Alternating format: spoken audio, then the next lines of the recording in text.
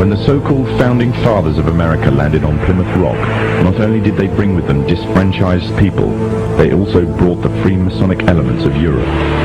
The injustices which the fathers of America were escaping from in Europe was also to be found in the new land, in the form of a tyrannical British regime. In order to gain complete dominance of the new state, the Masons used the same methods to gain control of France. Although the British monarchy was run by the Masons, the American War of Independence was a necessary action, and the people involved in the war were expendable for the Masons to fulfill their dream. Emotions of the people were manipulated into anger, and just like France, anger turned into war.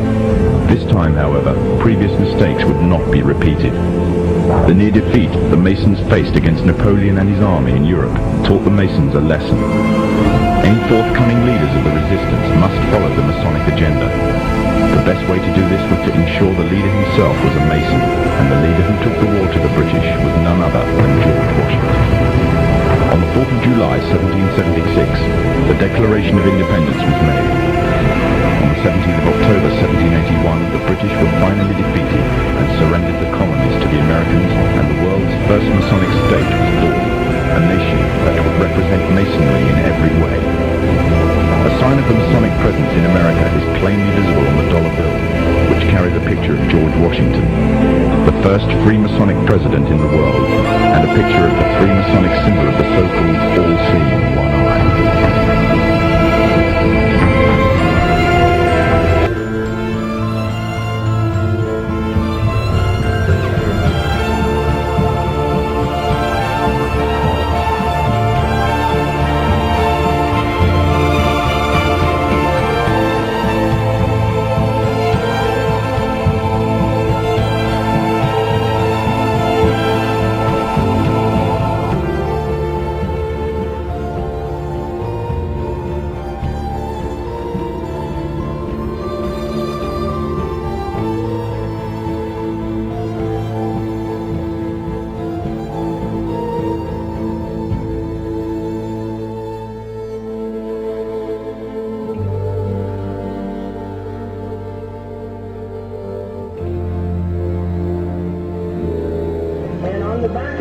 Bill, there's a seal on this side. It's called the Great Seal of the United States.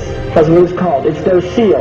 Now behind the seal, this is actually what is behind the Great Seal of the United States, is a pyramid with one eye.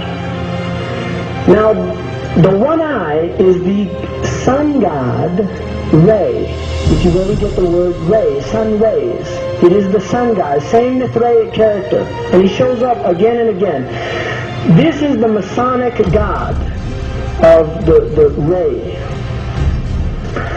If you look, you'll see the pyramid is built except for the top. It's built except for the top. The eye is suspended above the top. It hasn't come down yet. Because they believe until they finished the Masonic project, which is the what they say on the bottom, Novus Ordo Seclorum, and then Annuetta Chapters, he is pleased with our project. In other words, the God they believe in is pleased with our project. What is the project? This is the question. What is the project that this God is pleased with? The project is literally the secularization of the world. To completely strip the world from religious beliefs. This is the project, and that is why it is called Novus Ordo Seclorum, a new secular or worldly order. If you translate that into Arabic, it would be النظام العالمي الدنيوي, not الجديد. It would be الدنيوي, the new temporal order, the new order of the world.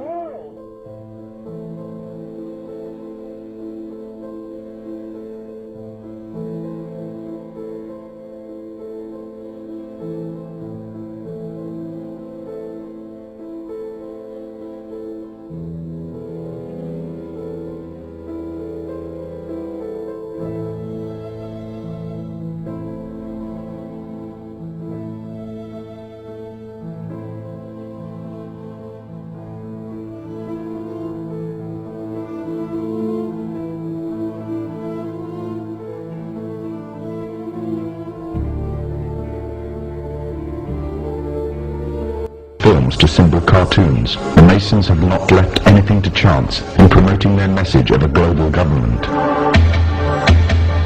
Matt Groening, the creator of one of the most popular cartoon series in television history, The Simpsons, is a self-confessed anarchist. Matt Groening himself has openly declared that he wanted to get his own political ideas across within his work. But he wanted to do this in such a way that people would find it easy to accept his ideas. And the means he chose to this was a clever little cartoon called The Simpsons. So what exactly is The Simpsons teaching us and our children? There are many lessons being programmed into us. These include disregard for authority, either parental and governmental, that bad manners and disobedience is the way to attain status amongst people, and that ignorance is trendy and cool, whereas knowledge is unfashionable. However, what is especially worrying is the Masonic undertones of one episode in particular. The episode in which the father figure of the family, Homer Simpson, becomes obsessed with a group called the Stonecutters, or should it be called the Freemasons? Upon joining the group, his fellow members find a birthmark on him, a mark that makes the rest of the group declare him to be the chosen one. The chosen one, whom the sacred parchment prophesied would lead us to glory. But with his newfound honor and dignity, he, Homer Simpson, fools himself into thinking that he is God. I always wondered if there was a God, and now I know there is, and it's me.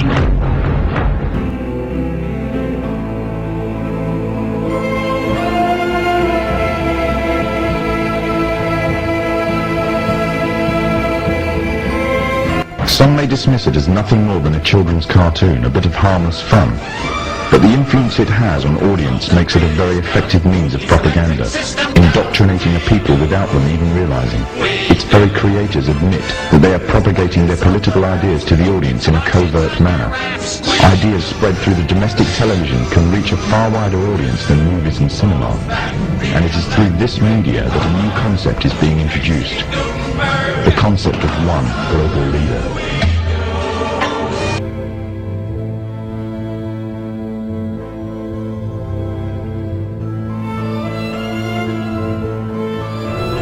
Rudyard Kipling, another Freemason, wrote a book called The Man Who Would One Day Be King.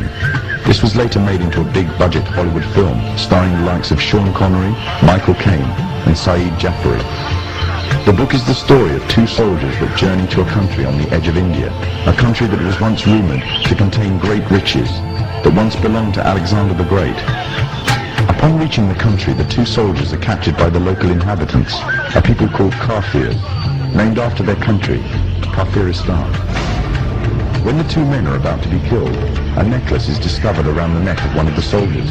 Engraved on it is the symbol of the Masonic one eye. The Kafirs revere him as their god and attribute to him the divine attribute of immortality. The man himself first regards himself as a king, and then in his newfound power begins to regard himself really as being a god.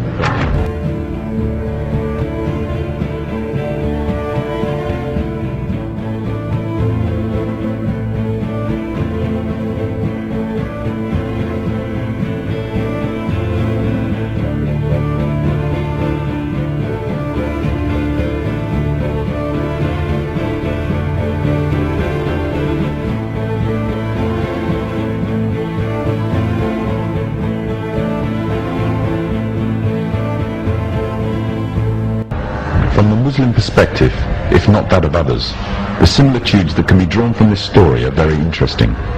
The Muslim scriptures, called Hadith, contain many prophecies of the Prophet Muhammad. In these, it is prophesied that a man would arise from amidst the Kafirs, which means infidels in Islam, who would be recognized by his one eye and would be made a world leader, claiming first to be a king and then later to being God, and that he will seem immortal until an appointed time.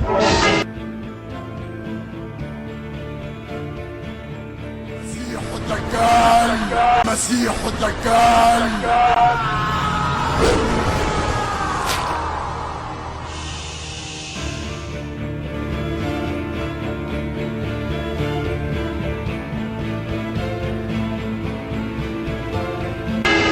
In another film, the concept of a global leader and global government is also strongly propagated.